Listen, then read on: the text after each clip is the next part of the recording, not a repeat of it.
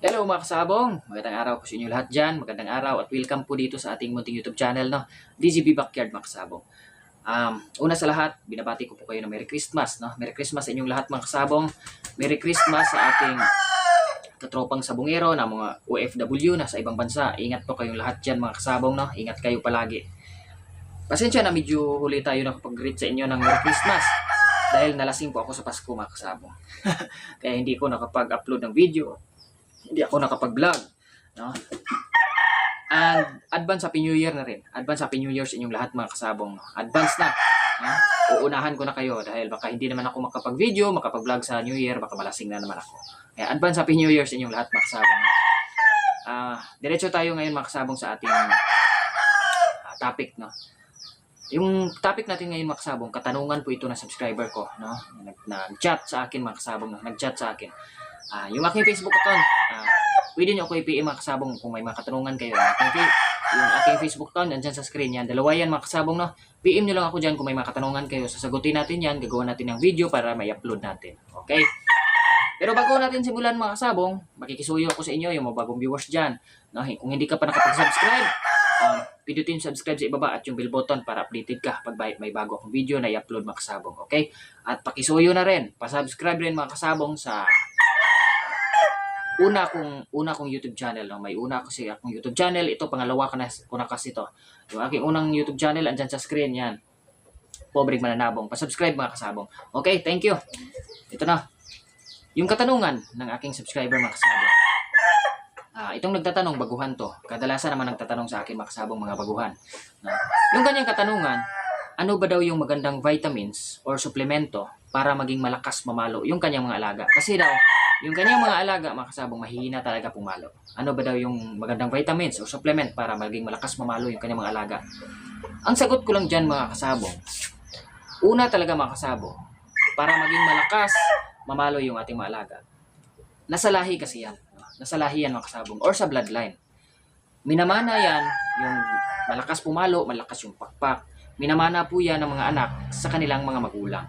Pag yung nanay at tatay, malakas mamalo, lahi ng mga malalakas pumalo, malalakas yung pakpak, malaki yung chance na yung kanilang magiging anak, malakas rin mamalo mga kasabong.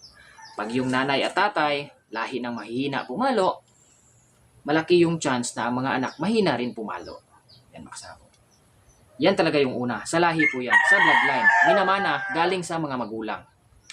Pangalawa dyan mga kasabong, dapat healthy ang ating mga sisiw hanggang naging stag. Hindi sila sakitin, hindi sila dumaan sa mga matinding karamdaman. Dapat healthy sila mga kasabong. No? Pangatlo dyan mga kasabong, vitamins.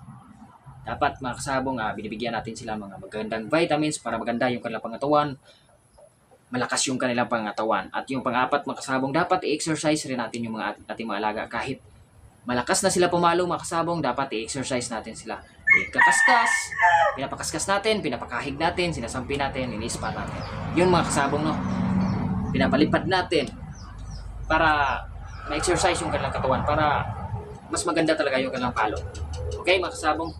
Kasi mga kasabong, yung materials natin, yung nanay at tatay na ating mga, yung mga materials, no? Yung mga materials natin ginagamit, pag lahi talaga yan na mahina pumalo, yung mga anak nila mga kasabong, malaki talaga yung chance na mahina talaga pumalo kasi minamanandas ka ng nanay at tatay. Pag mahina pumalo yung ating mga alaga, no?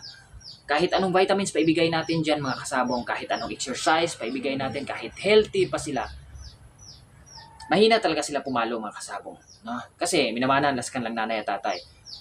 Kung may magbabago man mga kasabong, pag binibigyan natin sila ng magandang vitamins, may binibigyan natin sila ng magandang exercise, healthy sila. Kung may magbabago mga kasabong sa kanilang palo, kung lalakas man, konti lang. Hindi talaga kagaya ng mga lahi talaga sa malalakas pumalo ang mga mananay at tatay. Kung may magbabago man sa mahina pumalo, pag binibigyan natin ng vitamins at exercise, konti lang mga kasabong ang pagbabago. Kaya mas maganda talaga na yung gawin nating materyales, yung pundasyon natin. Kasi yung materyales mga kasabong, yan yung pundasyon natin. Yung materyales natin, dapat kung gusto nating malakas pumalo, dapat lahi sila ng mga malakas pumalo. Okay? Sana naintindihan yung mga kasabong, no? Ang ibig kong sabihin. Minamana yan galing sa mga magulang. Okay, yan lang mga kasabong, no? Maraming salamat. Sana naintindihan nyo. Pasensya na, medyo may kalituhan tayo sa pag-explain natin, no? Okay, hanggang dito lang. Maraming salamat mga kasabong sa time sa pagpapanood. Ingat po kayong lahat mga kasabong. Mabuhay po tayong mga sabongero.